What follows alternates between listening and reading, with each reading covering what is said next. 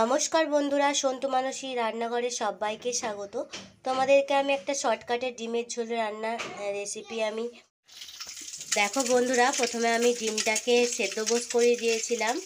ডিমটাকে আমি এখানে ভেজে নিচ্ছি কড়াতে, আর এখানে আলুটাকেও আমি সেদ্ধ করে নিয়েছিলাম একই সাথে।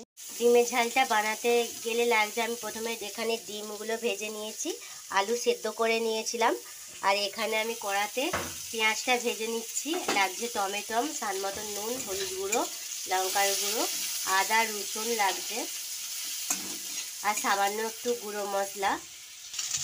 হালকা পেঁয়াজটা নাড়া হয়ে গেলে আমি এবার সেদ্ধ করা আলুগুলোকে দিয়ে দিচ্ছি এর মধ্যে, কড়ার মধ্যে। প্রথম থেকে শেষ পর্যন্ত বন্ধুরা ভিডিওটা আমার সাথে দেখার জন্য পাশে থাকো, কিভাবে আমি বানাচ্ছি। আর আমার সাথে এই ভিডিওটা পুরোটা দেখতে থাকো কিভাবে বানাই। আলু পেঁয়াজটাকে আমি ভেজে নিচ্ছি একটু হালকা নুন দিয়ে।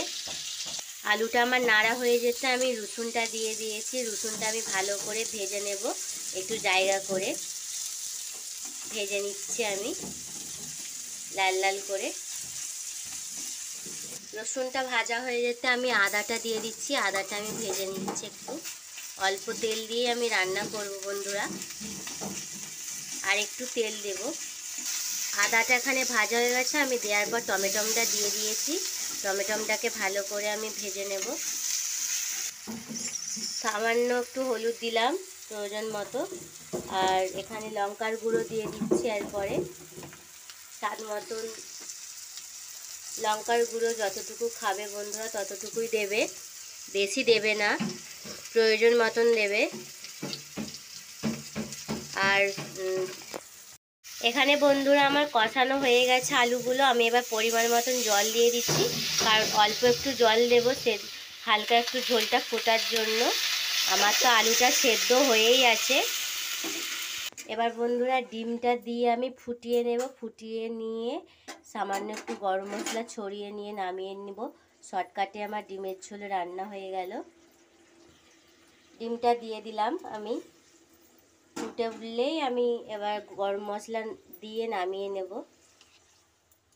দেখো বন্ধুরা আমার ঝোলটা ফুটে গেছে, আমি এখানে সামান্য একটু গরম মশলার গুঁড়ো ছড়িয়ে দিচ্ছি।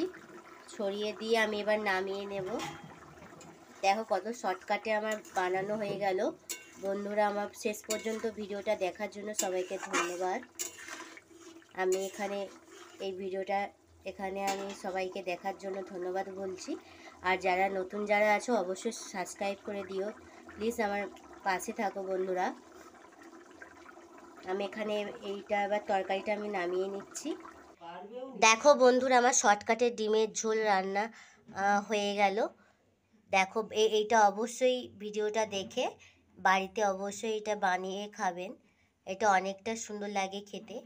যারা শর্টকাটে এটা বানাতে চায় অবশ্যই তারা বানিয়ে খাবেন। আমি এখানে এই ভিডিওটা শেষ করছি, অবশ্যই সাবস্ক্রাইব করে দিও বন্ধুরা।